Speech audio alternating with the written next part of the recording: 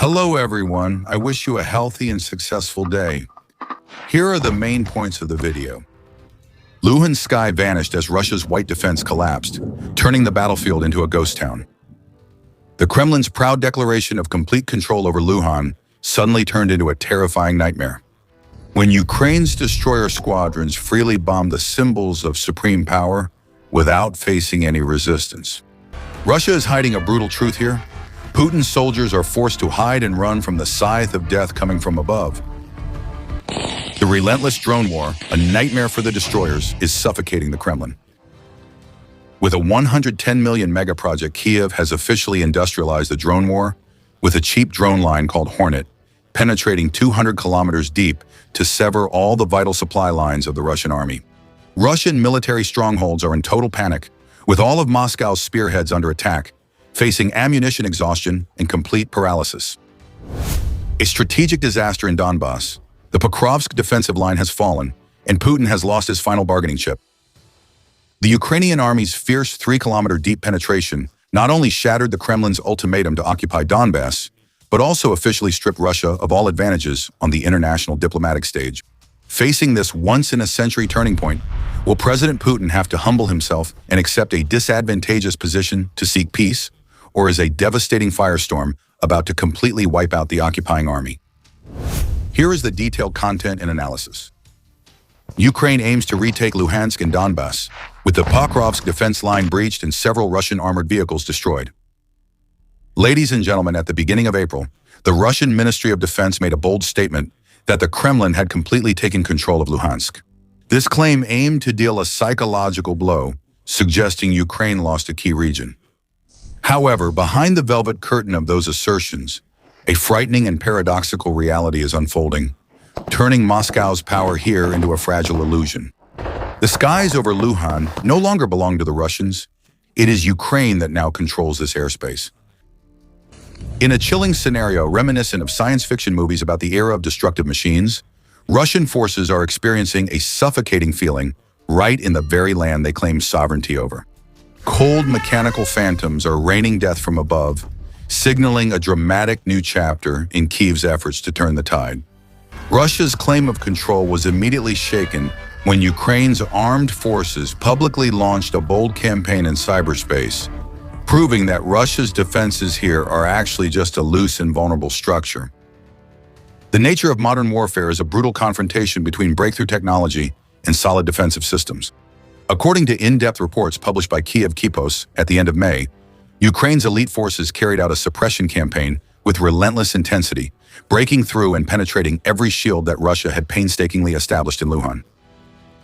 Russia's traditional air defense systems were completely neutralized, powerless against small-scale but high-density incursions. Even the electronic warfare umbrella, once considered the pride and the impenetrable shield of the Russian army in the Luhansk region, was dismantled and bypassed with ease. The collapse of this defense system reveals two bitter geopolitical realities. Russia's electronic warfare network does not provide the strategic coverage the Kremlin expected, and Ukraine's military intelligence network has accurately pinpointed the location of every jamming device in the area to deliver precise strikes. When the skies opened up, the unexpected destroyers freely determined the fate of ground targets, turning every defensive effort of the Russian soldiers into overwhelming despair. From the vital trade and transport routes connecting Luhan, Staubitz, Anchev, Vankar to Kadivka, and even the strategic eastern Slobozhansk region, all are now under the absolute control of the unmanned aerial squadrons of the Third Corps.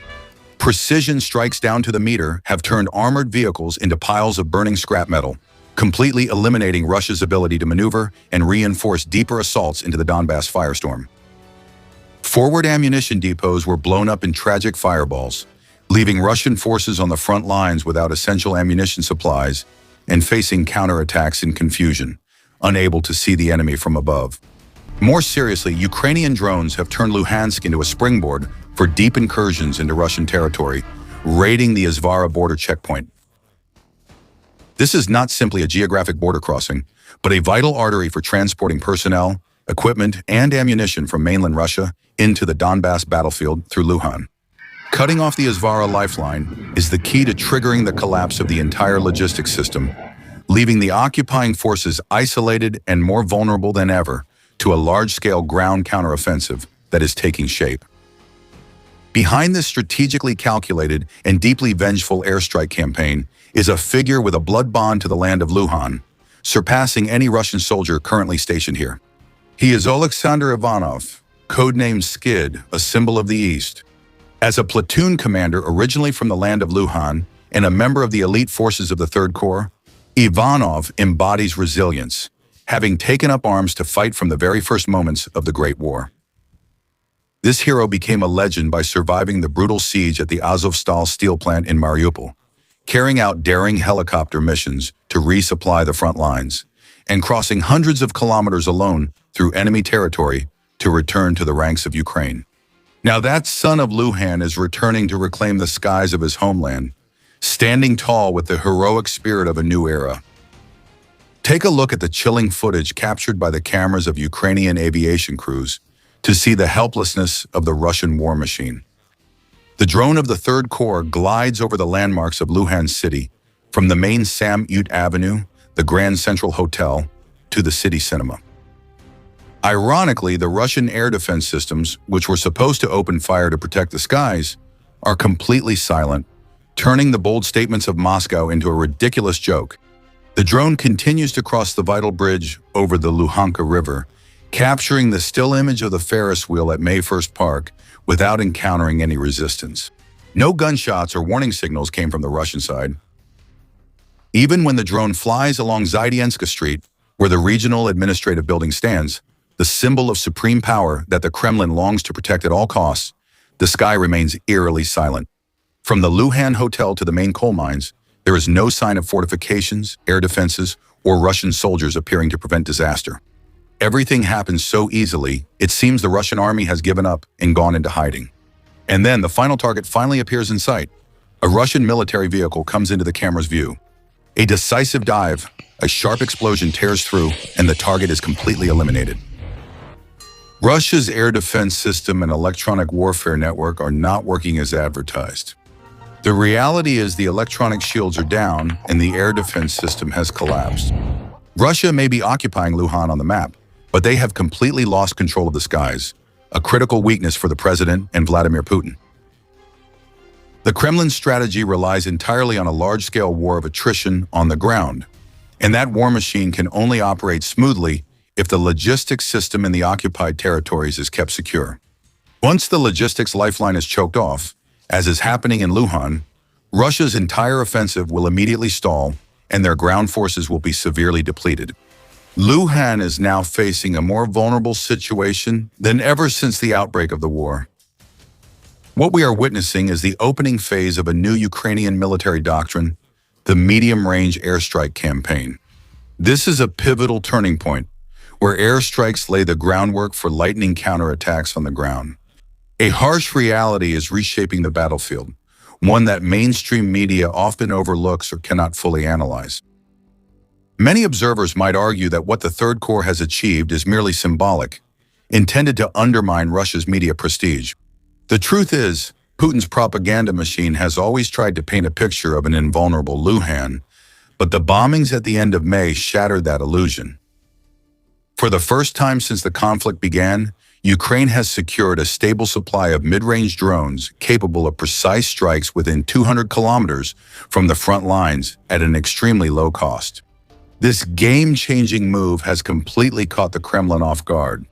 At the heart of this new arsenal are killers called Hornet drones, which can fly up to 200 kilometers, carry 5 kilograms of explosives, but cost only $5,000 each. This perfect combination of cost-effectiveness and devastating power is a new long-term problem that Putin has yet to solve. The scale of this mid-range airstrike campaign is growing exponentially, thanks to the emergence of cheap but highly effective drones like the Hornet. Warfare statistics show that the number of Ukraine's mid-range attacks in April doubled compared to March and quadrupled compared to May. With a massive budget exceeding $110 million, this program is designed to directly fund specialized units to carry out precision strikes on infrastructure targets, similar to the recent attack by the Third Corps in Luhan. Essentially, this is a powerful incentive mechanism aimed at industrializing sabotage attacks on logistics, turning the skies over Luhan into a real nightmare for the Russian military and paving the way for unpredictable geopolitical shifts in the next phase of the war. The hunt for equipment and destruction of Russian air defense systems is not just a technical win. It also delivers a major blow to Kremlin troops' morale. For many long months, the forces stationed in occupied territories like Luhan have always clung to the illusion of a safe rear area, where the false sense of peace was only occasionally shattered by the sporadic explosions of long-range missiles.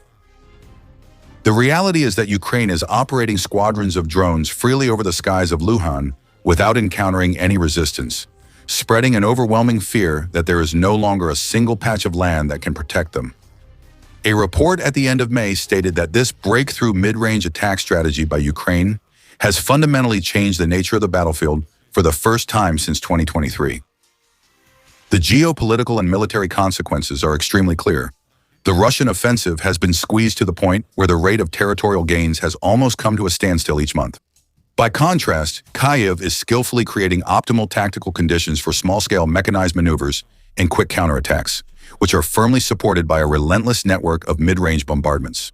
Experts from IS and ISVK believe this is the opening chapter of an entirely new phase of the war, a harsh reality that forces one side to pay a heavy price now that air superiority has completely changed hands. According to President Volodymyr Zelensky's statement, Ukrainian defense forces have successfully liberated 590 kilometers of territory since the beginning of 2026, with a strong focus shifting to the southern and southeastern battlefields. However, it is the Donbas region that has witnessed the deepest cracks in Russia's defensive system. A typical example occurred around mid-May, when the Ukrainian army carried out a bold 3-kilometer deep thrust straight into the front line. Pokrovsk, a key area once claimed by Moscow, is now helping create a new domino effect across the battlefield, drawing a clear parallel with the Luhansk front. First, Ukraine used precise firepower to choke the nearby rear area, taking advantage of the complete paralysis of the enemy's air defense to create an opportunity. When the transportation and supply lines were cut off, critical gaps immediately appeared in Russia's defensive structure in Luhansk. From their air superiority, Ukraine quickly turned it into close infantry counterattacks targeting weakened positions to reclaim territory. This tactic has been continuously and successfully employed by Kyiv throughout 2026, painting a bleak future for the Kremlin along the entire vital Donbas corridor. This shockwave not only shook the battlefield on the ground, but also threw Russia's media system into disarray, where pro-war military bloggers are experiencing a state of extreme panic. According to data recorded by SVK, these very internal Russian sources have had to admit the helplessness of the Luhansk air defense system against Ukraine's medium-range bombardments. Even more frightening, the neutralization of the air defense shield in Luhansk has opened up strategic air corridors, allowing Ukrainian drone squadrons to freely fly over and reach targets deep inside Russian territory. Including the Rostov region, the relentless attacks in both Donetsk and Luhansk are triggering a crisis, causing severe shortages of fuel and ammunition, directly eroding the combat strength of Russian frontline units. Even if Ukraine's ground counterattacks are not directly targeting Luhansk, gaining control of the skies here still indirectly strangles the Donetsk front. The reason is simple. All Russian forces in Donetsk rely entirely on supplies and logistics from the Luhansk lifeline. This harsh reality is shattering Putin's propaganda narratives, exposing the fact that Russia's control is just a hollow shell and putting the Kremlin at a disadvantage on the diplomatic chessboard. This systemic failure is stripping Putin of his last important bargaining chips in the peace negotiation process. Moscow's bombastic claims about controlling Luhansk or Pokrovsk are not simply meant to reassure domestic public opinion, but are part of a sophisticated geopolitical strategy to create the illusion that Russian forces are unstoppable and to extinguish any hope Ukraine has of retaining Donbas. However, when the skies over Luhan are ablaze under Kyiv's control, that entire narrative of annihilation collapses. When Russia's advance is broken, the prospect of a peace agreement forcing Ukraine to cede territory in Donbas in exchange for peace has completely vanished. Taking advantage of this strategic gain, at the end of May, Ukraine urgently pushed for direct negotiations at the head of state level as the U.S.-led talks were reaching a deadlock. Ukrainian Foreign Minister Andriy Sybiha affirmed that the old framework had reached the limits of its effectiveness, and the time was ripe for Kyiv to make substantive and feasible proposals directly to the Kremlin. These proposals would be based on a complete suspension of hostile actions along the front lines before moving on to broader peace agendas. Russia is under heavy pressure and may have to negotiate from a weaker position as the war reaches a historically unfavorable turning point. Ukraine has not only industrialized drone warfare by striking targets that were previously inaccessible, but has also turned its airstrike strategy into a launching pad for deep advances into Svatov, Luhansk. Putin's original plan has been completely derailed. The September deadline to capture Donbas, previously disclosed by Ukrainian military intelligence, has passed. Now Russia's plan has become absurd and ridiculous in the face of the reality that the Russian army is completely powerless, watching as Ukraine takes control of the skies. The fierce battle for Donbas is the key turning point for diplomacy. If Putin wants to save any last bit of face, he must choose the path of negotiation right now. Otherwise, Ukraine is ready to fully exploit its absolute air superiority in Luhansk to turn it into devastating victories on the ground. And the violent 3-kilometer deep thrust that broke through Pokrovsk's defensive line is a wake-up call, a bloody warning that no Russian unit can withstand this fiery storm. So, in your opinion, under pressure as its logistics are being choked off, will the Kremlin accept to sit at the negotiating table from a weaker position, or will it continue to go all out for an even more brutal military gamble to save face?